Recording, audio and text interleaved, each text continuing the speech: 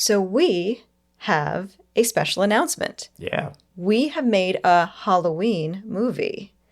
Seeing how it is October and spooky time, we thought it would be appropriate to launch our short film, Green Spaces, on October 23rd. Yeah. So, EJ, you wrote the film. I shot and cut it. We produced it in association with Oh Yeah Cool. My good friends Stephen John and Kara Leaf directed it. And you can check it out yourself by heading over to slayingmonsterspodcast.com. Click on the Support Us button at the top of the page, and there'll be a link to the film there. It is donation only. The film itself is free. If you feel like leaving something, you can. If you just want to watch it, you can certainly do that too. And that's about it. Now let's get into the Amityville haunting. We are slaying monsters. Don't let the ghosts and the ghouls disturb you, darling.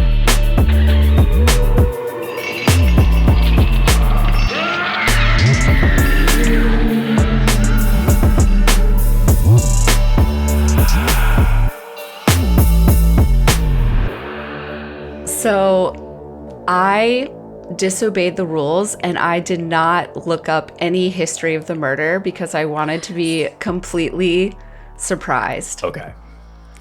So, Nice. listeners, we're going into this together. Yes. If you don't know, I don't know either. And Katie, you have no knowledge of Amityville at all, right? Not beyond like the very basic like cultural references. Okay. Like literally, I know that it happened. I know people thought it was like super haunted and the family left. I knew that. And I have that image in my head of the house with like the windows with the lights flashing. That's literally it. And I saw that like we were supposed to sort of come in today with a little bit. And I was like, no, I'm not going to because I think it'll be better. Okay. To have my... So listeners, these are going to be my real-time reactions. Ooh. Yeah. Exciting. Exciting. Yes. And we are. I don't know how to lead this in nicely. I just don't know how. You never really do. I It's never fine. do. I suck at this. No, you don't. Thanks, You're Katie. great. Thank you. This is Slaying Monsters. We've got Maddie J. Hey. And Katie. Hi. And I am the terrible announcer, EJ. And today we are launching into Amityville Part 2. Yes. Yes, so this is the story of the Amityville Horror and the story behind the story of the Amityville Horror, because that is the real story here. As we're going to talk about in this episode, most of the story that you get from the books and the movies is utter bullshit. It's complete horseshit. And we're going to talk about that. But Amityville itself is such a cultural icon when it comes to haunted houses, to ghost stories, to demonic infestations, everything. You'll start to see all this shit that gets built on top of Amityville that ultimately then becomes like ghost hunters. You know, the investigations, because we weren't really doing paranormal investigations at the time the way they did when Amityville hit the newspapers. You know, the Warrens are going to come in, and we're getting way ahead now, but like the Warrens and paranormal investigators are going to come in and they're going to do these investigations here to prove the fucking spirits and whatever.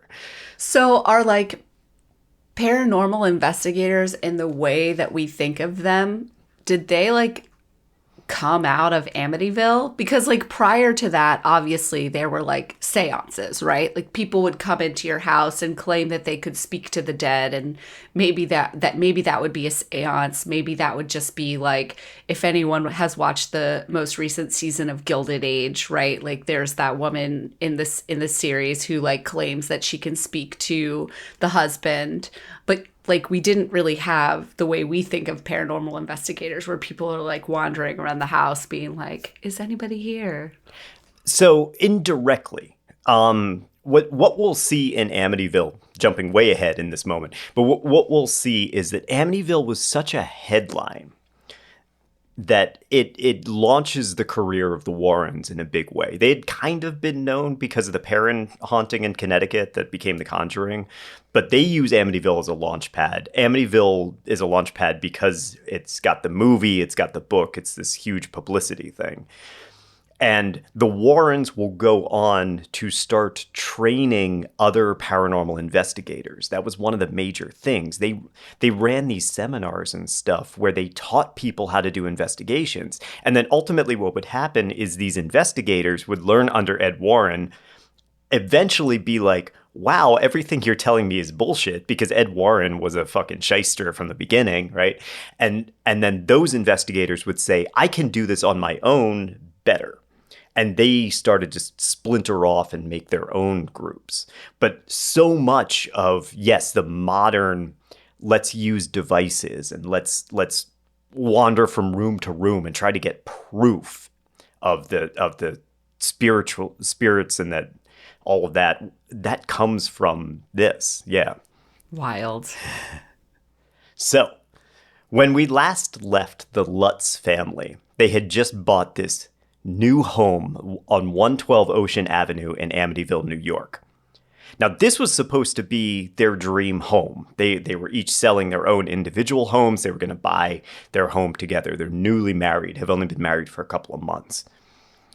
But this home has a very evil history, and this is real. Their real estate agent took them aside during the showing, and she told them, I don't think this is the house you're looking for. And she explained that this was the home that was owned by the DeFeo family, and it had been the site of a family annihilation. 1 year prior to the Lutzes acquiring the home, Ronald Butch DeFeo, goes by the nickname Butch, stormed into Henry's bar in Amityville, screaming at the top of his lungs that his family had been killed. He returned with essentially a posse, a couple other guys, and they searched the home, and they found a murder scene. Butch's father, mother, and 4 siblings had been shot in their beds by a high-caliber rifle. Butch DeFeo was the only survivor. The DeFeo family had all been executed in their beds. There was no sign of struggle. They were all found lying face down. Butch DeFeo initially claimed that this was a mob hit by a man known as Louis Fellini. So the police arrived and they took him in for questioning and did their own investigation of the house. And almost immediately, inaccuracies between his testimony and their findings started to jump out, and even just inconsistencies in his own testimony. They found that Fellini had an alibi. They found rifle boxes in Butch's room in his house. They found bloody rags in the trash can by the dock. They found shell casings in the sewer. And Butch seemed extremely concerned about how he was going to collect on his father's life insurance policy. That's always what they do. All those murderers, the first thing they worry about is life insurance. I'm like, guys, come on. Be better murderers. And they think that they can subtly talk about it. Yeah. Like, you need to shut the fuck up. Yeah. Like, do not let those words come out of your mouth. Like, Yep. to any future murderers, if you're thinking about doing this, Let's help you out.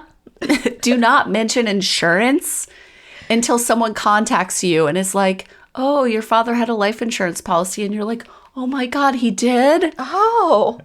I never knew. I never knew. Yeah, because they will come. They will find you. They'll work it out. They'll come and get you. You don't need to tell the cops about the life insurance policy. They know about it. Yeah, it's Yeah. cool. It's cool. Yeah. Also, like, dude, the, like, rags and the shell casings, like, police officers are good at their jobs, okay? Yeah. Like, the dock is not far enough away. Mm-hmm. Probably you should burn that shit somewhere where they're not going to look. Yeah. Yeah. Like, what are you doing? Also, I think he just threw stuff into the sewer, assuming that it was going to wash away, but it just landed in the sewer. You know, that's not really how sewers work. You're on a river. Go throw them in the fucking river. Yeah. Why did you drop them in the sewer? He's not a mastermind. No, he's not. Not at Butch. We have already determined Butch, not a all. mastermind. Not a mastermind. No. So the police confronted him about these things, and he broke down and he confessed to the killings himself. He told the police that he had gone from room to room executing his family, and then he took a bath, redressed, and tried to hide the evidence. Then he went to Henry's bar to try to frame Fellini and clear his name of his own crimes. DeFeo was promptly arrested and charged with the murder of his family. How old was he? Sorry, I'm just wondering, like, do we know how, I mean, I'm sure we do know how old this guy was because, like, his mom and his dad and his 4 siblings, so he was still, like, living at home? He was not living at home, I don't believe. Oh, okay. Do you know that? He had a girlfriend. He had a girlfriend. I don't believe he was living at home. Yeah, he might have been living with his girlfriend. I believe he was living elsewhere. He still had a bedroom in that house. Yeah. He might have been kind of splitting his time. I don't imagine he wanted to Okay. be there a whole lot because of his dad. I just Googled it, and AI Overview is telling me that he was 23 years old. So, Yeah, that's right. oh, Yeah. wow. His parents had him young. His parents were 43 and 42. Yes. Yeah. Which was wild. Yeah. Mm-hmm. And then his siblings were 18, 13, 12, and 7. Yes. Yeah, they were little. Oh my It's God. really sad. I know, it's really He killed fucked his up. little brother, his Yes. 7-year-old brother. Yep. I know. He liked, and I think he liked his brother. I think okay. It's weird because I'm of two minds of this because I hear evidence of him really liking his little brothers and like he really was like, good guy to them. But then I also heard that he was jealous of them, of all the attention that their dad was giving them. So I don't know. Yeah, and look, we're not going to solve the mystery of the Amityville murder and why this happened it's too on this complicated. podcast. Also, we're going to get into it a little later, but there's a lot of weird shit around this, and I don't mean supernatural stuff. There's just a lot of questions as to whether he was acting alone or not, and how he managed to do it, because the murder itself is very weird, which I think is part of the reason why Amityville, the haunting, becomes so iconic, because the family, they're all shot face down in their beds. Yeah, that was weird when you said that. I was like, because some people sleep on their stomachs, but not 6 people. That Right. seems weird. Yeah. Yeah, and there's not signs of struggle. Yeah, like you might be terrified, especially if you're a kid, but it seems odd for some of the older children, certainly the parents. Why is there no sign of struggle? Anyway, but we can get into get that there, when we get into that. Yeah. This whole thing had gone to trial just a month before the Lutzes moved into their new home. And the prosecution tried to point to Butch's strained relationship with his father and his desire for the insurance money. Makes perfect sense. To them, it seems like this is a very open and shut case. The defense threw a curveball during the trial, and William Weber, the defense attorney, said Butch DeFeo is insane. And he claimed that DeFeo had been hearing voices that were telling him to kill his family.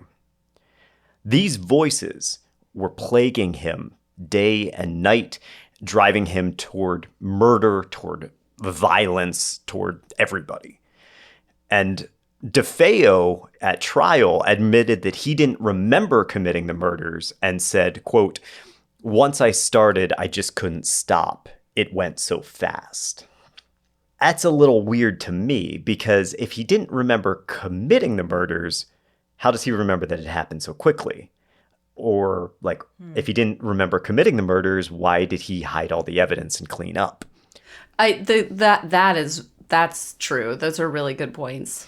The piece I was like, oh, schizophrenia does typically onset in like late adolescence, early 20s. So like, is possible that like, without any evidence or further follow up than what you just said, Matt, like it is possible that someone could have been fine 5 years earlier and then have schizophrenia at 23.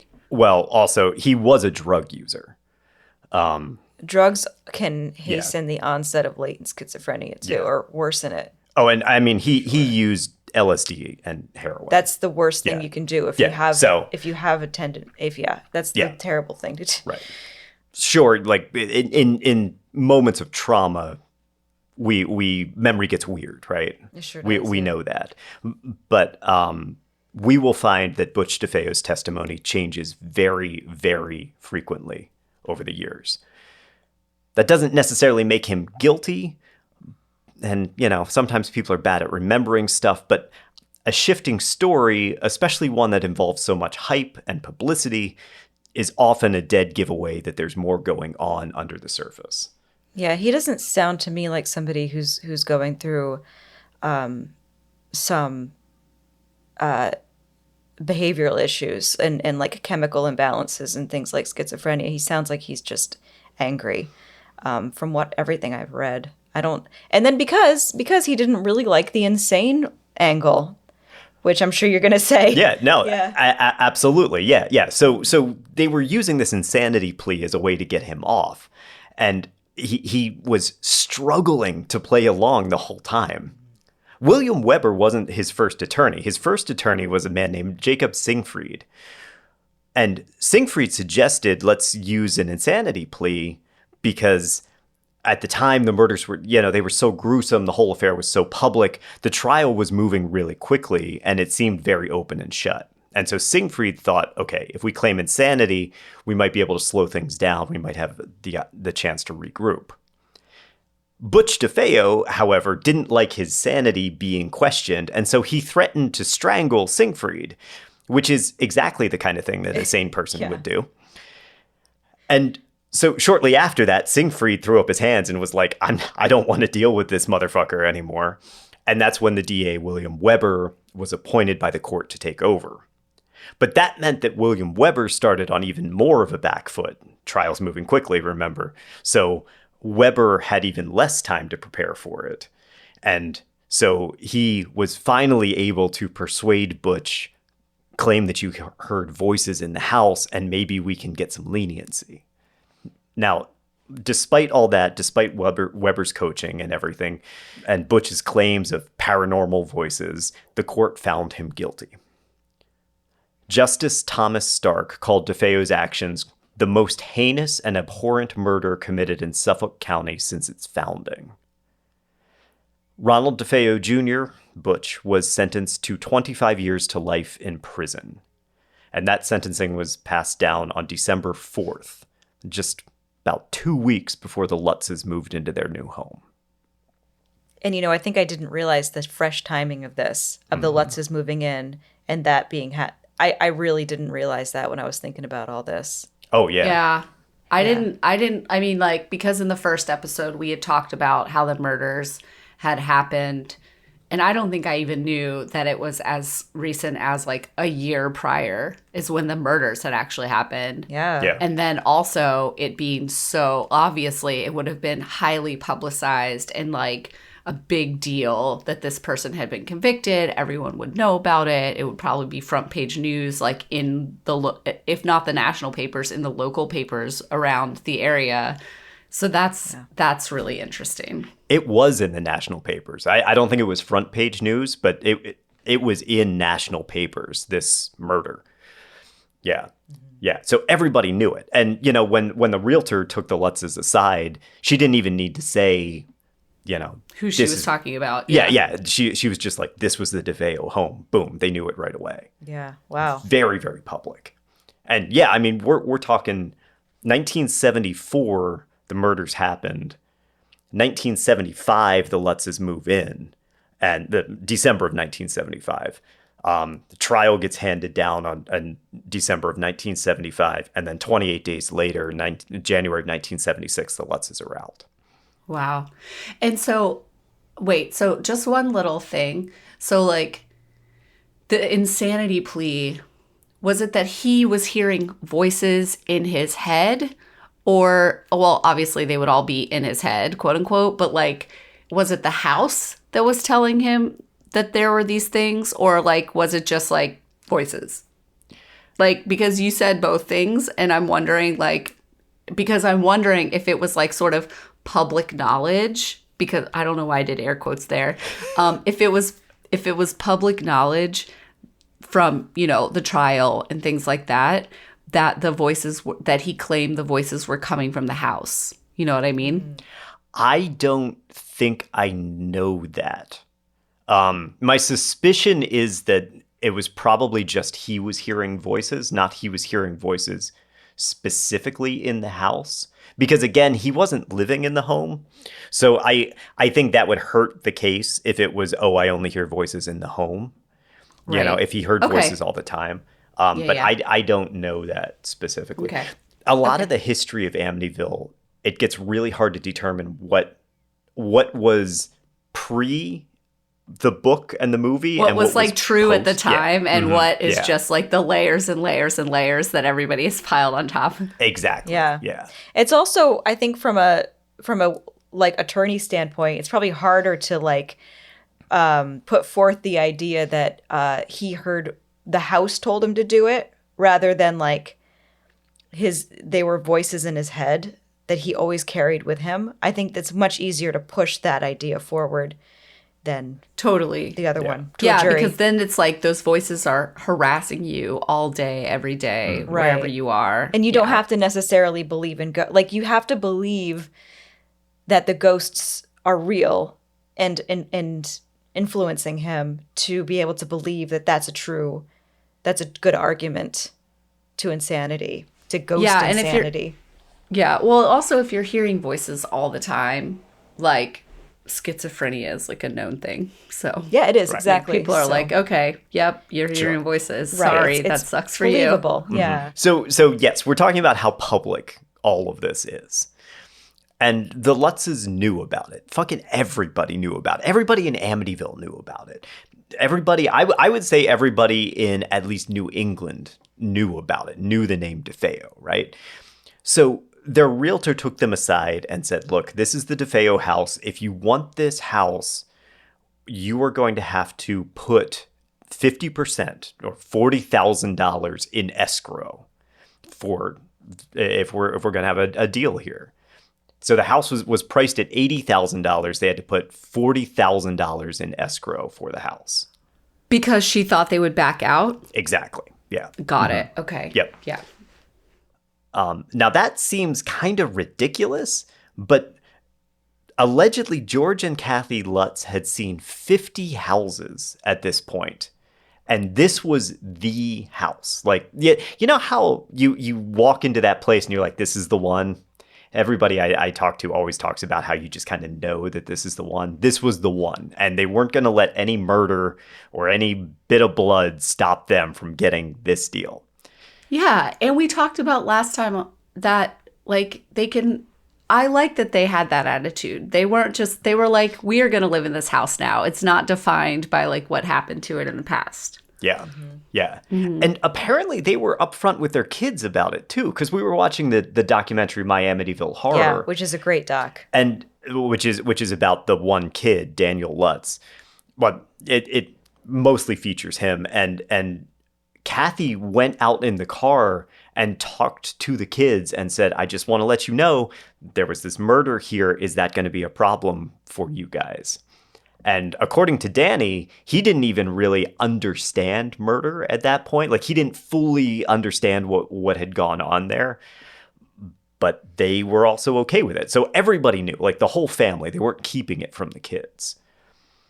George agreed to pay $400 for some of the original furniture, including 2-bedroom sets, the same ones where the DeFeos had been executed.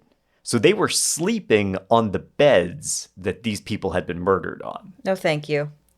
Yeah. I don't like to be superstitious, but that's a little bit much. It's just kind of weird. It's just kind of weird. And I do get why you're like, oh, there's this nice furniture here. Like, we may as well take it. It's a good deal to keep it in the house. But, like, the bed, the dresser's sure fine, I guess. But, like, the bed, I know. it's just creepy. I'm sorry. It's I can't help creepy. it. No, it is. The base human nature in me is like, no. But it kind of makes sense from a evolutionary standpoint. Like, why would we want to sleep where someone was murdered? You know, it's not safe. It doesn't seem safe in our lizard brain. Sure. It makes perfect sense, I think. So on December 18th, that's their move-in day, the Lutzes invited their priest to bless the home. In the book and the movie, this is Father Mancuso, but that's a fake name. The priest's real name was Reverend Ralph Pecoraro, who belonged to the Rockville Diocese on Long Island. Now, Pecoraro, according to the stories, knew Kathy Lutz from her first marriage and was very close to her. He held kind of a almost fatherly role in their relationship, and he was her spiritual guide and kind of like a protector for her and her children. Because her children were from her first marriage. These were not George's children. Now, that's all according to the novelization, The Amityville Horror. See, a huge amount of this book, by which I mean pretty much all of it, is completely made up. So let's start going through the story of the book. And, the story is told by Jay Anson, the author. And then we'll talk about the story of what actually happened. So beware, there are many, many lies ahead. So allegedly, when Father Mancuso, or Pecoraro, tossed holy water around the house, because that's what they do, they walk around, they say whatever blessing, I don't know, I'm not Catholic, but whatever blessing he was doing, he heard a masculine voice utter the phrase, "Get out." But he was alone. George was not in there. And even if he was, George could not have possibly made a voice that deeply intoned. Father Mancuso continued his ritual, now really freaked out by everything. Allegedly, that incident affected him for the rest of the day, and he said that when he returned home, he was exhausted and looked like something had drained him of his energy, and he had been sleep deprived for days. Before he left, he tried to tell the Lutzes about the murder in the house, and they, of course, said, well, we know about that. Kathy called it a tragedy, but they didn't seem like they were very upset to be living at the site of this murder. Mancuso told them, "I felt an evil presence in this house, especially in the second floor room that you're using as your sewing room." He said, "Please, please, please keep that door closed and tell your children to stay out." And that's weird. No. No one, he didn't say that specifically. There's an evil presence in your house, but it'll be fine. Just keep the door closed. Yeah. Demons can't go through doors, Katie. What are you talking about? Okay. But see, remember, we talked in the last episode, we see him as this holy warrior in this story, right?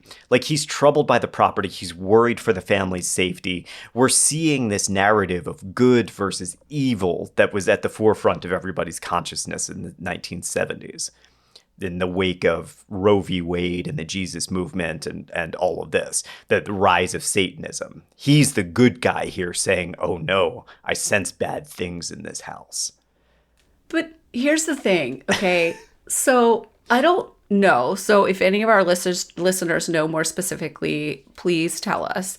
My understanding, I had a friend whose ex used to be a priest or was in training to be a priest, and he was in training to be an exorcist. Oh, wow. So apparently, my understanding from my very good friend who told me what his ex told him was that in each parish, there is one priest who is trained to do the exorcisms, who is the demonic, who's trained in those kinds of things.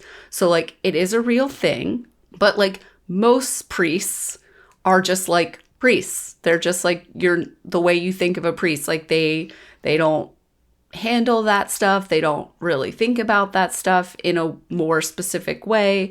I'm just curious whether a regular priest would come into a house and be talking about it in that way. My understanding from my friend is that there is a belief in that in the Catholic Church, but it's and there are people that are trained to deal with it, but that it's like limited in its scope, if that makes sense. There are absolutely still priests who are trained as exorcists.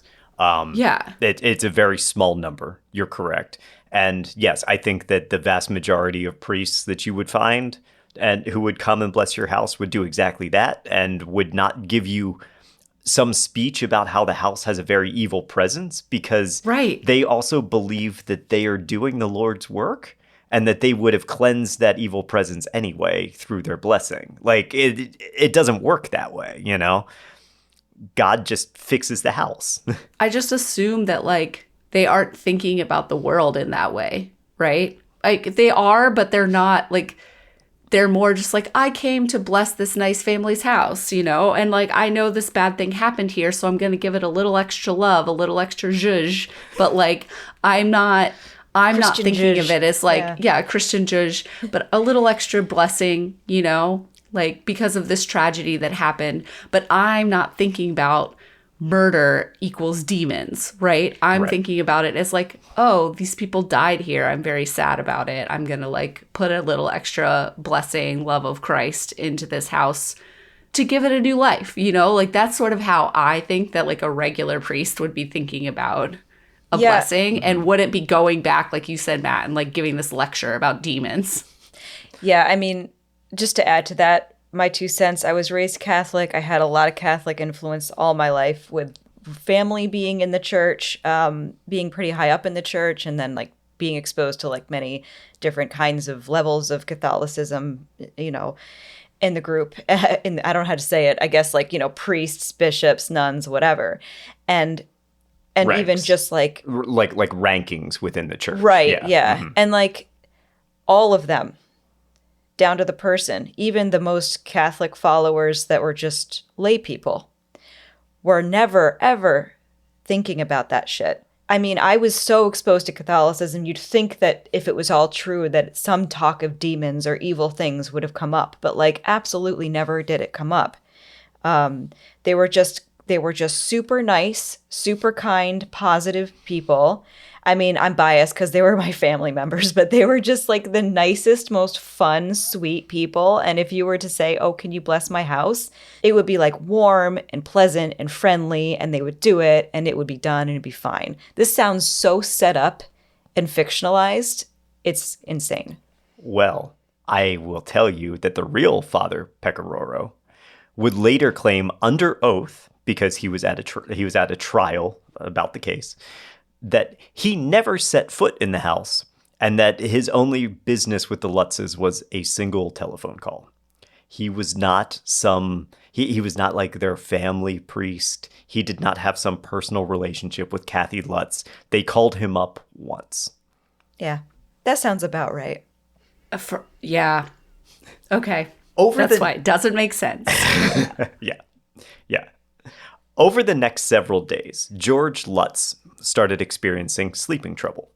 Every night he would wake up at 3:15 a.m. thinking that he heard sounds of some kind.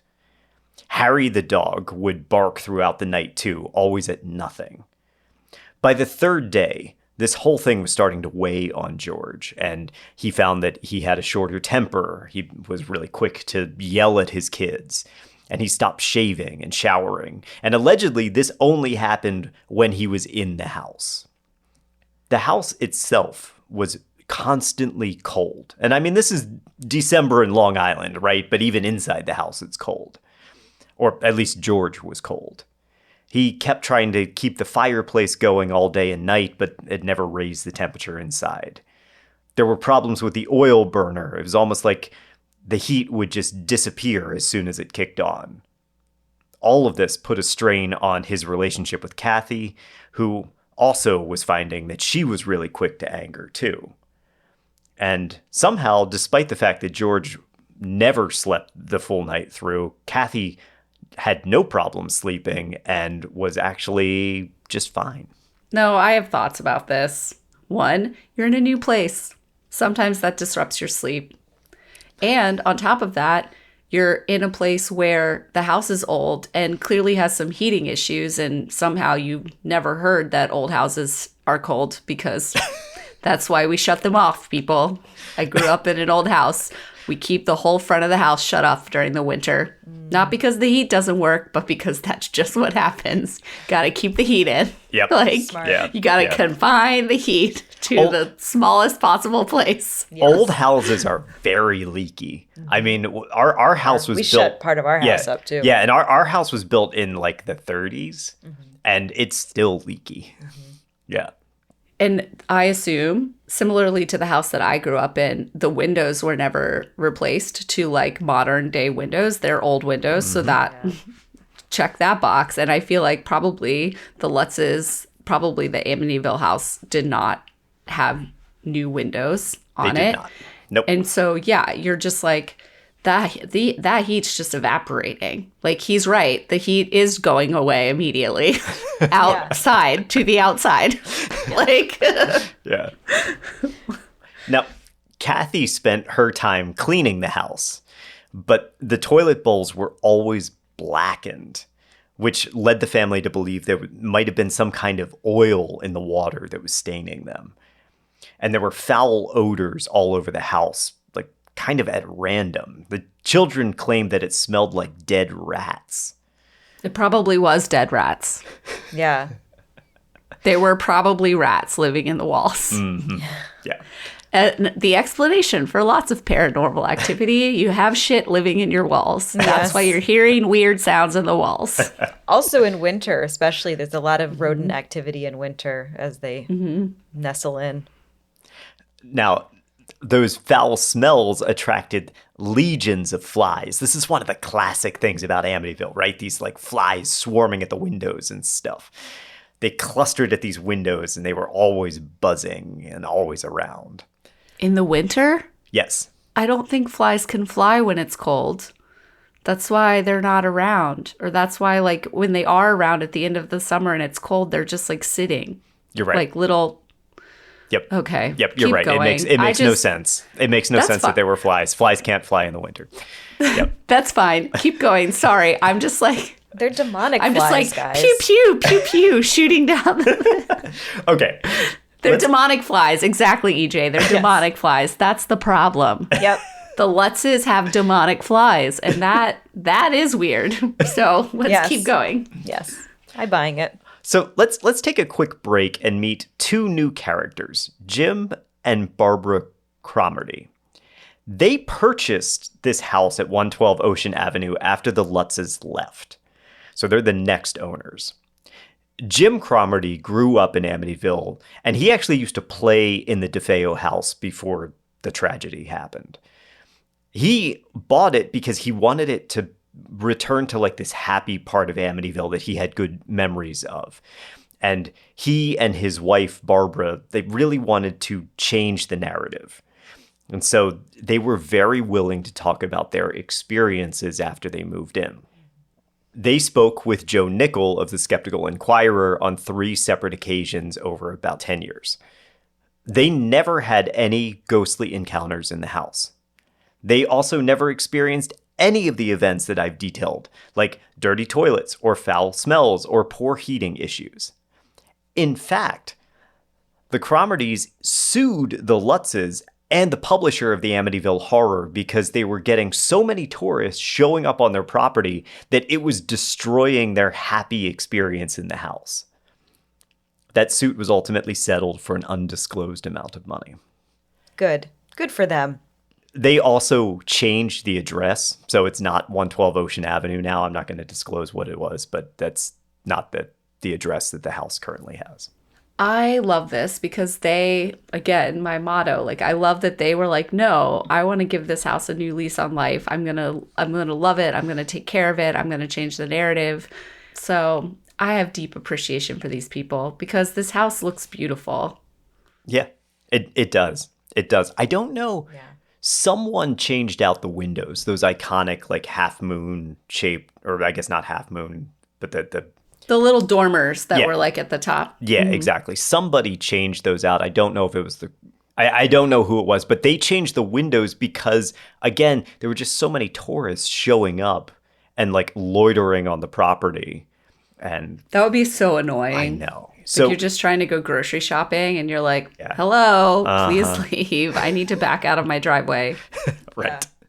So in the early hours of December 23rd, George once again awoke at 3:15 a.m. This time, though, he heard a crash from downstairs, and that was what had awakened him. And so he rushed down the hall and nearly collapsed at this sight. The 250-pound solid wood front door had been blasted open, almost as if there was some unseen force that blew it apart. It was hanging off of one hinge. The doorknob, the lock assembly was completely shattered. And he said it would have been impossible for a person to kick in the door, let alone destroy the lock and the hinges that way. This thing's 250 pounds. It weighed more than George did. In 1995, Barbara Cromarty and Joe Nickel inspected the door of the home to try to confirm this incident. And Joe Nickel found that the door, the hinges, and the hardware were all original to the house. He said the old hardware, hinges, locks, doorknob, etc., were all still in place. Upon closer inspection, one could see that there were no disturbances in the paint and the varnish. Sloppy, my guy. You gotta get a new door if you're gonna tell a story like that. Very easy. Go to Home Depot, get one of those fucking hollow core doors. Yes.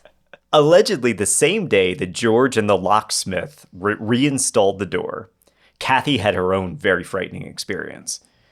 She's running on very little sleep because of the whole, door busted in incident. She lost her temper with her boys, Danny and Chris, and she slapped them. This was very unlike her to have a violent outburst with her children, and so she ran to her bedroom to calm down. And when she entered the room, she noticed that the crucifix that she had hung on the wall had been turned upside down as a sign of the devil. Kathy, did she wake up when the crash happened too? Yes. Because what? This time she did. Mm-hmm. Okay, so she's in on the door story. She also was saying that the door, like she went down at 3:15 in the morning and also saw the door. Yeah. Like totally, okay. Yeah. The Lutzes are a unified front. So at least, we'll cut the children out because the children are kind of their own island through a lot of this. But George and Kathy, they show up after this on public interviews together. They support each other's story 100% of the way. So I was really interested in this because I wanted to know like how and when the upside down cross became synonymous with Satanism and devil worship. And if there was any real historical reference to an upside down cross as, a Satan or satanic practices or something like that. So let's go down a little rabbit hole of the upside down cross. The iconography of an inverted cross seems like it originates with St. Peter, the first bishop of Rome and the first pope. Toward the end of Peter's reign, a 9-day fire burned across 3/4 of Rome. The Emperor Nero blamed it on the Christians. He said the Christians started this fire, and he ordered his soldiers to round them up and crucify them. It is rumored that Nero himself started the fire to raise a section of the city because he wanted to build a new palace. St. Peter was one of these unlucky Christians who ended up bearing the brunt of Nero's anger. And according to the Acts of Peter, which is an apocryphal addendum to the scripture, Peter was crucified upside down on Vatican Hill as an act of ultimate punishment. And the Basilica of St. Peter now stands on his alleged burial site. But the real satanic associations of the inverted cross come centuries later from an early 19th century French mystic named Eugene Vintras. Born in 1807, Vintras grew up during the latter days of the Enlightenment period in the wake of the French Revolution. So this is when you have a lot of thinkers and philosophers are beginning to question religious dogma. Do we have how much control do we have over our lives? Are we really being governed by a deity? All these sorts of things, right? Vintras claimed that he had a religious vision of the Virgin Mary and Michael the Archangel while he was working at a cardboard factory. They told him that he was the reincarnation of the prophet Elijah and that he should start preaching. And I mean, when they come down and they say this to you, you don't just shrug it off. So he did. And he spent the next several decades traveling around, gathering followers, and preaching on some of the more esoteric biblical texts. Because he loved the Acts of Peter and all of the magical mysticism that was in there. The Acts of Peter is not, it's not exactly your traditional Bible verses, right? It's, I don't know if you guys know a whole lot about this. So No. Never even heard of it before. yeah, It's this not is part of the wild. regular Bible. It's No, separate. Okay. it's separate. Yeah. Is it one of the extra books that the Catholics have, or no? It's like totally separate. I believe it's totally separate because the church Totally really separate. didn't like it. Yeah. Yeah, well, of Yeah. course, because it's like it's magical and mystical, but not in the approved way. Exactly. So like Peter was healing the sick, he was resurrecting the dead, and this dude was blasting demons out of the sky. There's this one story where Peter comes upon this sorcerer named Simon Magus. And Simon Magus was performing evil magic for spectators to show off the power of the devil. And that pissed off St. Peter. And he challenged Simon Magus to a magic contest. And he said, you do Satan's magic and I will do the Lord's magic and we'll see who wins. Simon, It's like the devil went down to Georgia, it is. but it is. you know, like in like a biblical context. Or like it's like a Harry Potter context, dude. This is really yeah. So Simon Magus starts levitating off the ground into the air, and all the spectators are like, whoa, look at the power. And Peter asked God to strike Simon Magus down, and he did. And so Simon Magus drops out of the sky like a stone and face plants on the ground. And Peter proclaimed himself the winner and left Simon Magus to be arrested and cut up into little pieces. How loving. You lost. It's not just shame and humiliation. It's death by being cut into 1,000 pieces. Yeah, arrest him and chop him up. Yeah, So, What a good guy. But all of that is to say that like the acts of Peter is very much makes him seem like he's some kind of baller Jedi. He's cool, and it was drawing people away from the more traditional Christian views of Jesus and Jesus being the hype man for God, right? And Jesus being the only one that can do magic stuff. Exactly. Yeah, I'm surprised there isn't like a cult that rose up about Peter, like some esoteric cult. Oh, just wait. Oh, okay. Oh, I guess there is. Yes, Okay. just wait.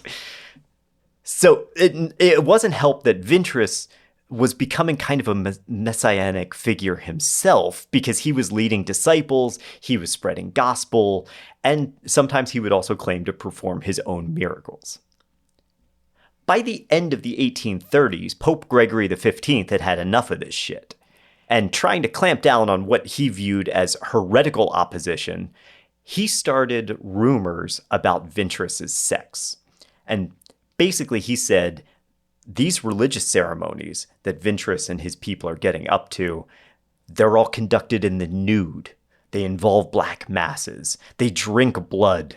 There's copious homosexuality, and Ventress himself masturbates at the altar. All of this culminated in Ventress being arrested in 1841, but was acquitted of all charges except a very minor fraud offense. Lucky guy. Well, none of it was true. It was all made up shit. But the church refused to acknowledge this cult that was forming, and so Ventress broke away even further. And he adopted the inverted cross of his favorite saint as a motif and established the Eliot Church of Carmel.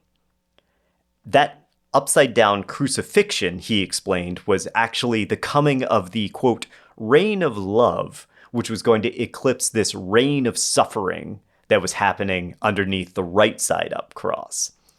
Wow. So he's like Okay. he's like eschewing Jesus, and he's like, nah, Peter's my Jesus. Peter is the That's how guy. Peter Like died, yeah. Jesus is the reign of suffering. Peter is the reign of love that is going to usurp it, right? Wow. Oh, okay. So this whole thing ended up with Ventress getting exiled to London, where he preached until his death in 1875.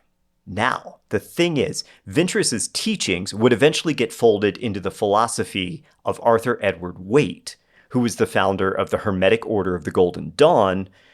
One of the most prominent members of that order was Aleister Crowley, occultist and founder of Thelema. And Crowley, of course, was a huge influence on the 1960s Satanic movement, which brings us back to Anton LaVey. And all of that is why when the cross spins upside down in the Amityville house, we're now saying, oh, this is satanic. Cool. Wow. That's But- really Cool. interesting. Yeah. But it invalidates it as a satanic symbol, right? Yeah. Yeah. Because the inverted cross was the symbol of St. Peter, who was a guy who was blasting demons out of the sky with psychic laser beams.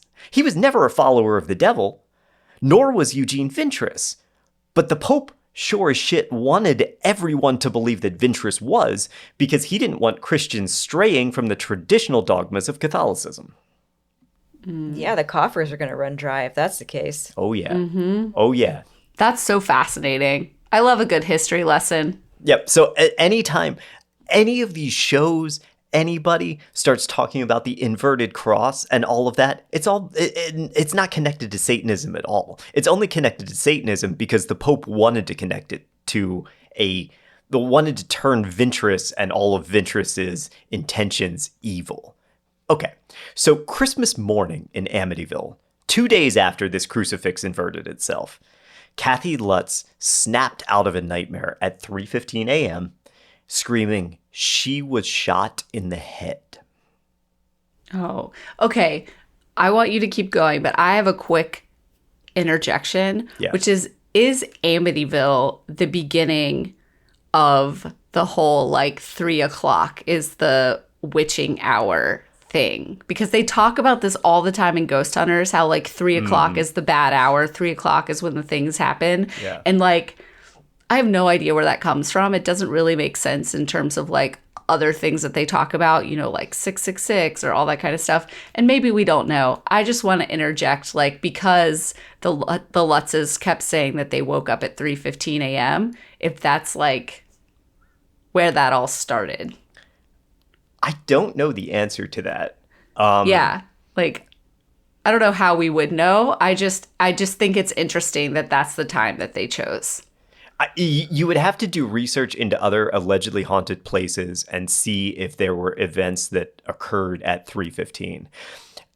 This is a particular one, though, because Amityville especially really deals with that notion of the events in the house replaying themselves that's now become so prominent in ghost hunting. Yeah, it wasn't so much to get you to answer. I just wanted to point out that I thought it was interesting that that's the time. Okay, so Kathy has this very horrifying dream or experience. Yes, saying she was shot in the head.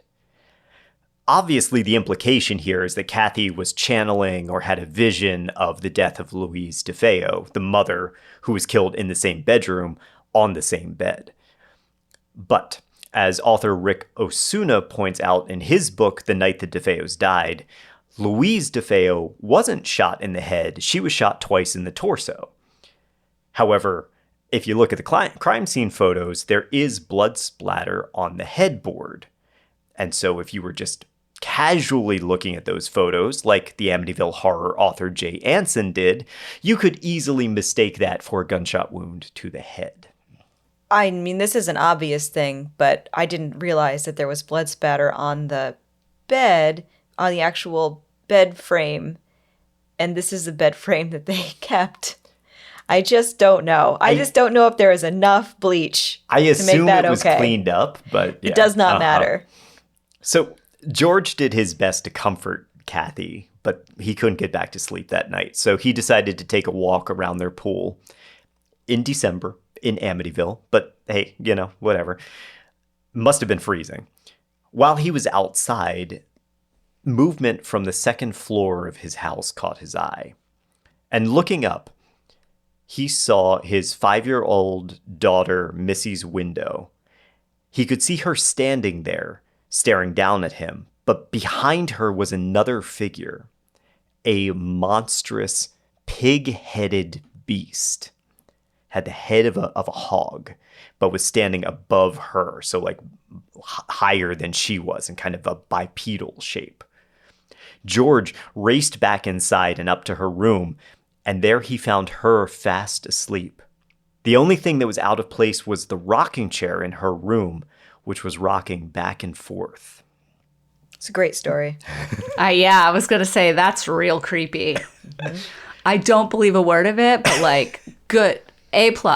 Yep. For really horror good. storytelling. Dude, and Amityville is like a checklist of all of this shit, right? Like you need demons, check, rocking chair, check.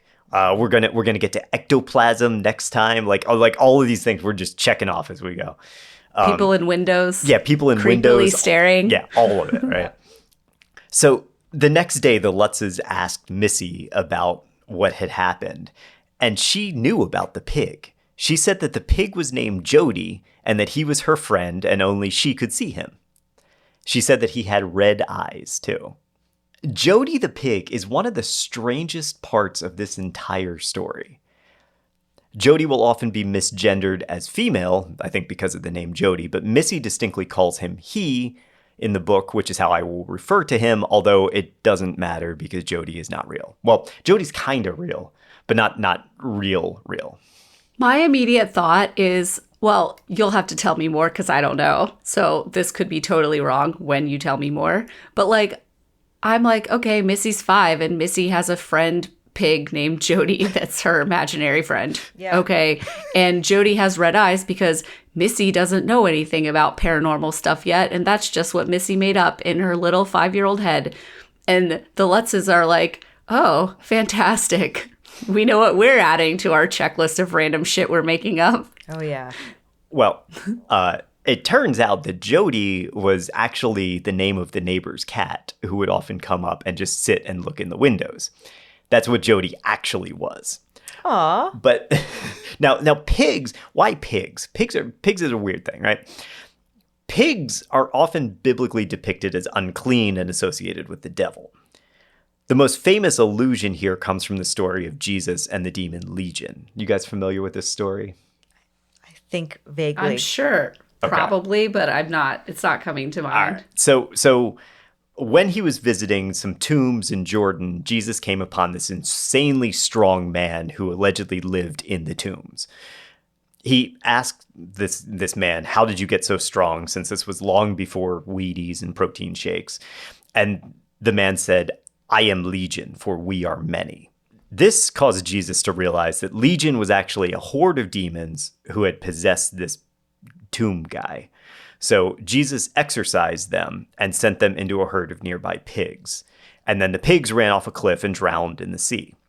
And the previously possessed man was now free, but the village lost like 1,000 pigs. And so that was a big financial hit to the town, and they made Jesus leave. Yeah, that's what I was going to say. And then, so Jesus killed all of this town's pigs, which is probably like their source of income. Yeah, they were exactly. probably pig herders as like, Oh, come on, Jesus. just like Now- ruining shit. Yeah. Legion is a weird and hotly debated Bible story, actually. Thomas Aquinas believed that it was more of an allegorical example of Jesus valuing men's souls above animals and their kind of material bodies. A more modern reading comes from the Church of England's Bishop John Austin Baker, who drew a comparison between the pigs and unclean people. And in his interpretation, Jesus didn't send the demons into the pigs, but merely got the demons out of this guy and allowed them to seek out a more viable host, which would be one that is disgusting and unsanitary. When is that guy from? Or I can Google it. I believe the 70s. Oh, the 70s. Yeah. Oh. I mean, we still had mad racism in the 70s. I mean, we still have it now. So that's fine.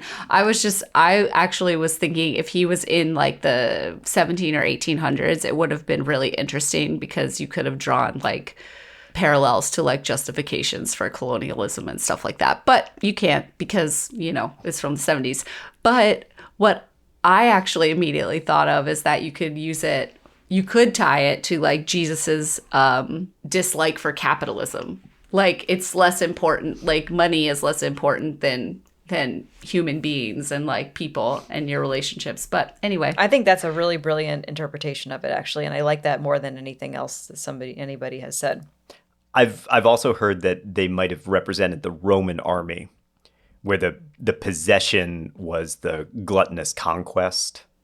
And their demise shows how the Romans being hedonistic will be their downfall, right? that also makes historical sense. Yeah, That's it a good does. analogy in a historical way. Yeah. Anyway, No matter what, pigs can swim. So it seems highly unlikely that Legion would have died in the sea. It just became Cthulhu. Who knows? Yeah, Yeah. yeah. Yeah, Jesus ran the pigs over the cliff. The pigs probably just swam away.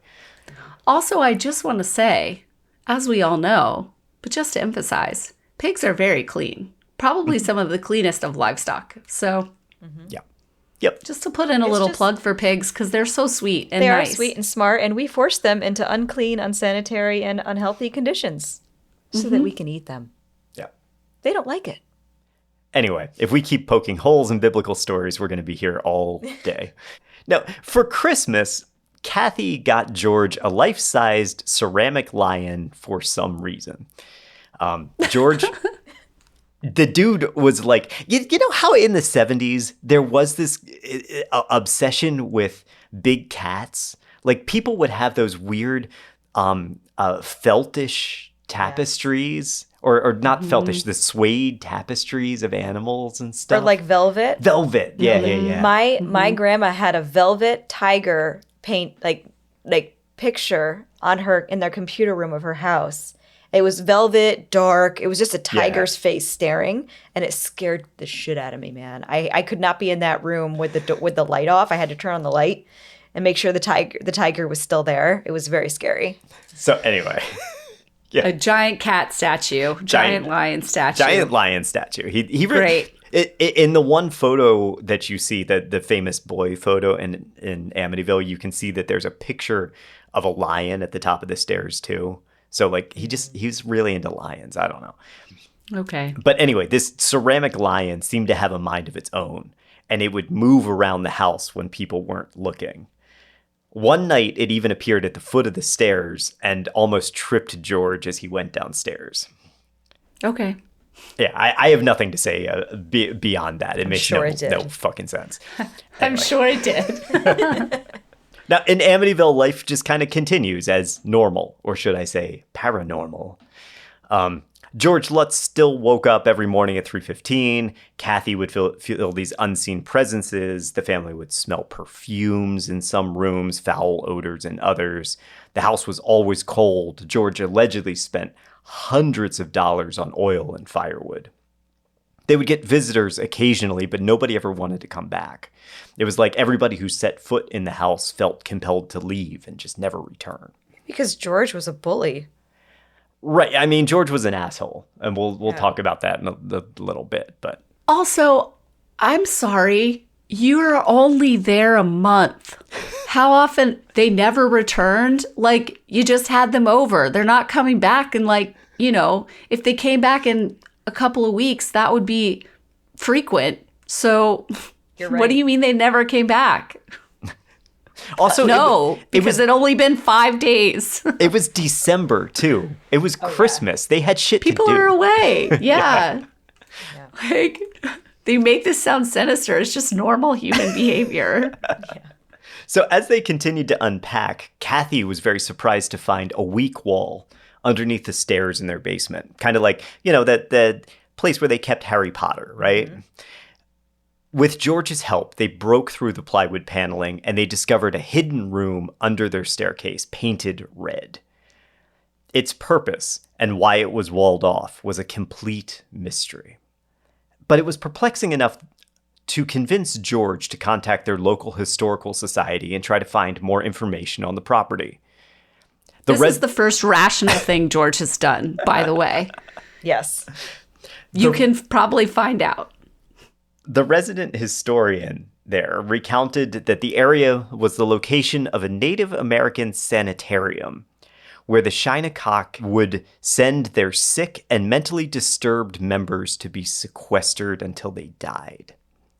So many of them died there that their bodies were left to just rot in the elements. The tribes were unwilling to collect their dead because they became convinced that this site was infested with demonic spirits. Oh my God. And then, in the 1690s, a settler named John Ketchum arrived in Amityville from Salem, Massachusetts. He was a practicing witch, and Ketchum was fleeing the persecution that was happening from the witch trials. After he settled in Amityville, he was finally able to continue his devil worship there, which he did on the site of this demon-haunted Native American burial ground. This was told to George Lutz by the fucking Historical Society. Oh, There's guys, come no on. way.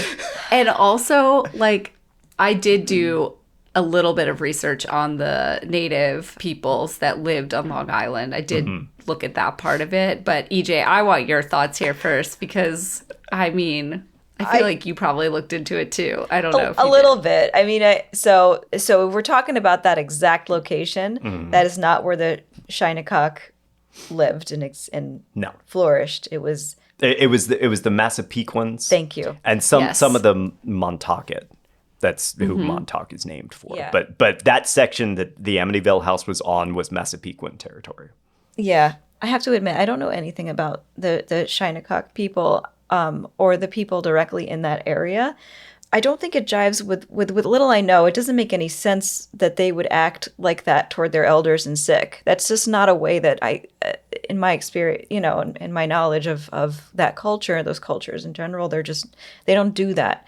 It sounds like a very like white person's perspective on what they think they do. Yeah. Yeah.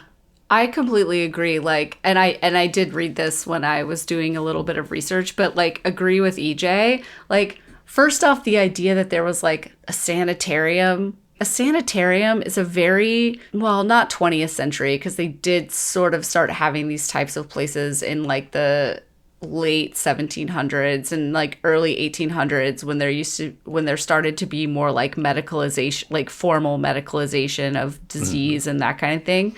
But like that's just not how people thought of like becoming more elderly or even having mental illness or something like that. Like people stayed at home or lived in their communities, and so, like, that just doesn't make sense to me, that piece of it. And then also, like, that so many people died there that they just left the bodies to rot. Like, was there, like, a pandemic? Like, is that what you're talking about? Like, I don't know. Actually, I have no idea how big the tribe was or how numerous the amount of people that were living there were.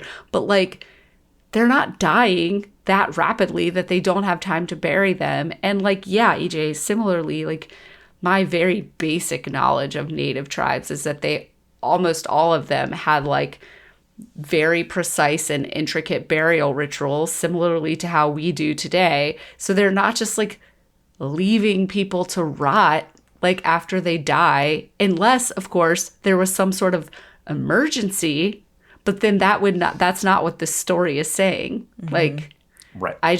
None of it makes sense. And also I completely agree that like, I don't know why a historian is telling them this. I don't believe that for one second.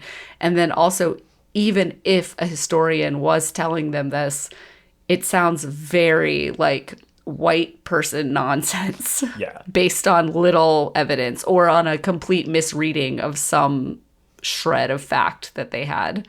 Yeah, this is all factually incorrect. There is no oral history or archaeological evidence of a mass burial site in Amityville. None. Researcher Stephen Kaplan contacted several tribal historians that confirmed it would have been radically outside of any tribal customs to sequester the sick and dying. That's not what they did. Like many of these Native American people, including the Shinnecocks, took very good care of their feeble members of their tribes. The idea that they would like ostracize these people and leave them to die alone in the cold is 100% contrary to the entire idea of family values. And then we have this claimed witch, John Ketchum. He was a real resident of Amityville. He did, he was a real resident of Long Island, I should say. He arrived from Ipswich in the late 1600s. He was a very prominent community member. He lived in Huntington, not Amityville. That's about 10 miles from Amityville. There are no historical records of Ketchum practicing witchcraft, although it's not an outrageous claim that he might have fled Salem because it was getting too crazy for him. Because, in the 1690s, there were witch trials there. But the thing is, it wasn't just Salem. The late 1600s saw a rash of witch trials in New York, in Connecticut, If Ketchum was a witch and he wanted to practice in peace, he had to go a lot further than Long Island. He would have to have left New England altogether. Yeah. One of my ancestors was accused of witchcraft, and that was... Really? Yeah, and I think it might have been in Massachusetts. It wasn't Salem. Yeah. Who interestingly is also an ancestor of Jack Parsons, the theosophist rocket scientist. Yes. Who ran around with, Crowley. Crowley. Yeah, who ran around with Aleister Crowley. Yeah. So I'm also distantly related to Jack Parsons as well. Which is pretty cool. Fun. It's so fun. I'm distantly related to John Glenn. One of the first. That's He's awesome. a distant cousin. That's amazing, Katie. Well, see, Wow. when I said Jack Parsons, I was like, damn, and I wish I had half his brain, because the guy was brilliant, even though he blew himself up. He was absolutely brilliant. And he was that kind of brilliant that was also a little crazy. yeah, but like John Glenn, also brilliant. Yeah. Awesome. It sounds like Jack was just like pushing the limits. Yeah. Very much, That's what happens. Yeah. Sometimes you end up blowing yourself up when you're pushing the limits. He was an innovator. That's right. Yeah. Now, as for the red-painted room under the stairs, this alleged, ritual room or portal to hell or whatever, it was just a storage room. And we would probably know if it was connected to hell or wherever, because it was renovated in 1997 by Brian Wilson after he bought the property. And despite extensive work to shore up the foundation and update the basement and do all this stuff, there were no hellspawn that were released. That's what I was going to say. I was like, it's an old house. Like, people board up random shit all the time that you, then when you're renovating are like, wait, why did they do this? Doesn't make sense. It was just a room. And somebody painted it red. It was fine. Yeah. Anyway, ignoring all these obvious issues, George Lutz became convinced that his home was built on a Native American burial ground that was settled by a fugitive witch. The Lutzes weren't initially concerned about the property, but now they were actually starting to have second thoughts. A snowy New Year's Eve passed in Amityville, and the Lutzes continued to experience strange things. The house never got warm. George woke every night at 3:15. The ceramic lion teleported around the house. Horrifying. Can I just ask something? Yeah. I want to revisit the timeline here. Okay? Because they were only in the house for 28 days? 28 days. They left at the end of January. Yes. So on New Year's Eve, he got the lion for Christmas. So they had to moved in right before Christmas. On the 18th. So they moved in on the 18th. Mm-hmm. Okay. So by New Year's Eve, he's waking up every single day. Blee, blee, blee, blee, blee, the lion. This has been happening for a hot second. And I'm not saying that it wouldn't be stressful, to be waking up every night and not getting your sleep, of course. Or yes, if it was actually true that a lion was moving around your house, that would also be weird. I'm not saying that it wouldn't be, but you haven't been there that long. That's the thing that's so funny is they're the toilets have the oil and the thing. And it's you've been there 5 seconds. The house has problems. You haven't fixed them yet. There are weird odors. You just moved into a house that no one's lived in for a year. It's been 1 week. You know what I mean? I feel like I want to reiterate this for our audience that they're talking about this they've been there for months and these things, they're just being harassed to the bone. They've been there 10 days. Yeah. 10 days. Basically. And they probably went somewhere for Christmas. It doesn't even say they celebrated Christmas in their house. They did celebrate Christmas. They did? Okay, fine. Yeah. But still, they've been there for 10 days. I should point out that every single time, every break we take here that I'm like, oh, and then this happened, and then this happened. Those are subsequent days. Like the door got blown off. The next day, the crucifix spun upside down. The next day was like Christmas, and he got the lion. You know, it's day and then day and then day and then day. Yeah. Okay. This isn't Got like it. a week later, man. This is like hours later. Yeah. It just is really interesting. Like Yeah. when I just like rethought of it like that, like especially like the problems with the house, it's like, okay, you haven't been there that long. No one lived in the house for a year before you moved in. Like it's going to take a second to get it all together. New Year's Eve, Kathy was sitting, staring into the fireplace, you know, probably had some champagne or whatever. And she recalls being almost hypnotized by the fire, and then realized that she'd been staring at the ash that had accumulated on the back of the flue in the shape of a horn-headed person, like Satan or Daredevil. On New Year's Day, Jody the pig made another appearance. This time, Kathy saw him first. It was New Year's Day night, so the evening of the 1st. The kids were asleep. The parents were sitting around the fireplace for warmth.